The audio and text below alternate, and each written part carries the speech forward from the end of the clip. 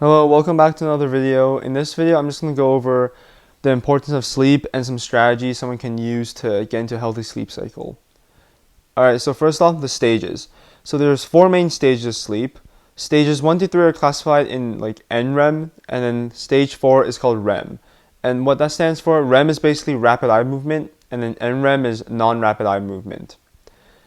And so stage 1 is the initial falling asleep stage. So to the right, there's like a chart here just to help visualize what I mean. So stage 1 is the initial falling asleep portion, and this is usually the shortest stage, lasting about 1 to 10 minutes, depending on the individual. And during stage 1, more melatonin is released, which is a hormone that helps people feel sleepy and helps them fall asleep.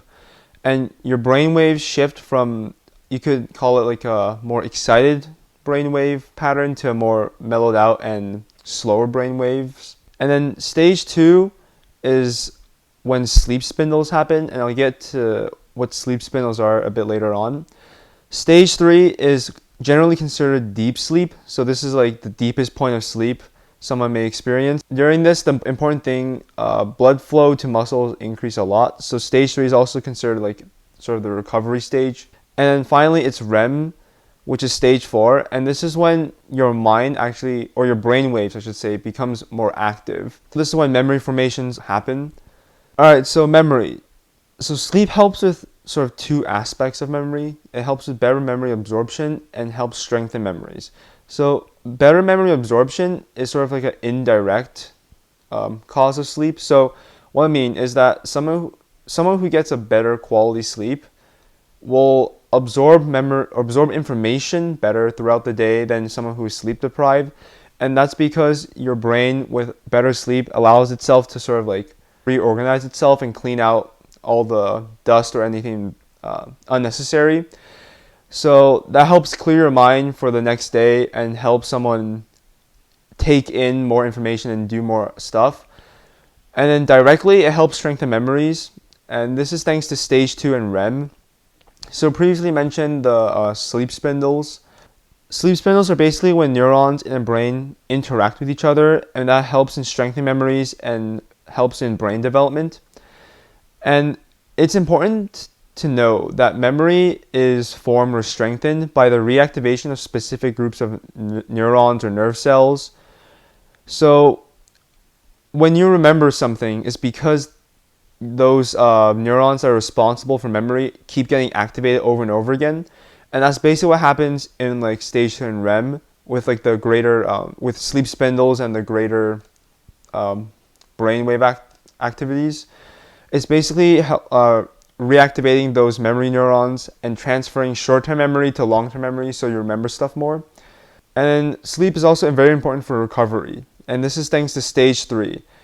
So stage 3, as mentioned before, there's an increased blood flow to muscles. And what that does is basically it helps nutrients to be more efficiently delivered to muscles and help them recover. So say after an exercise and your muscles are sore, stage 3 is when the nutrients, like the macronutrients, so like for example proteins, get delivered to your muscles and help them recover. And stage 3 is also when muscles relax, and this allows your muscles to be relieved of any tensions, which again further increase the process of healing and recovery. And during this, hormones, so GH hormone or growth hormones, are secreted, which further enhance recovery of muscles. This actually does sort of tie in with some of my previous videos, mainly like the healthy eating ones. Healthy eating during the day while you're awake, so eating lots of proteins, carbs, and stuff like that, also translate over to when you're sleeping during the recovery stage or stage 3. So everything's sort of like intertwined with each other, which is important to know.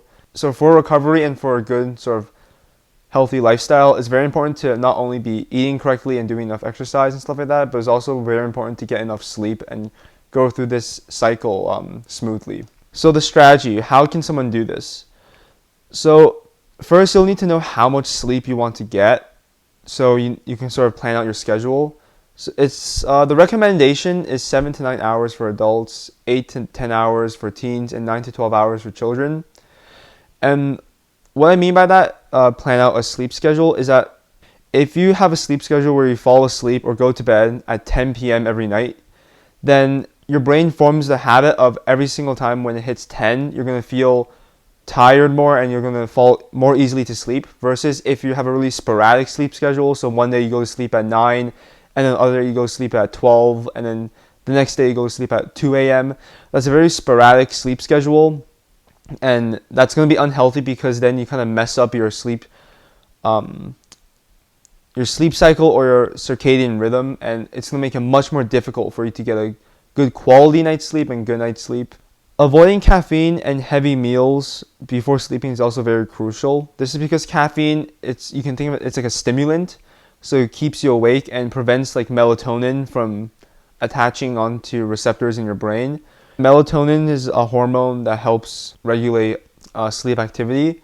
So with heavy doses of caffeine, the melatonin isn't going to really do its job of making you feel sleepy, and that's going to throw off your circadian rhythm and sleep schedule.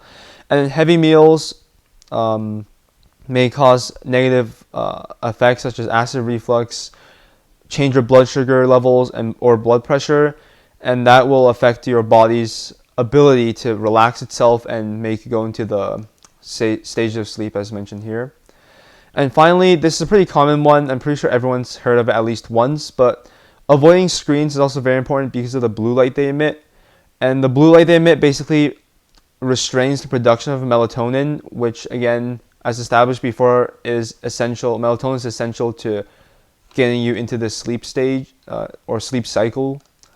And yeah, that's basically it. Thank you for listening. If you have any questions, please feel free to leave them in the comments below. I'll try my best to answer.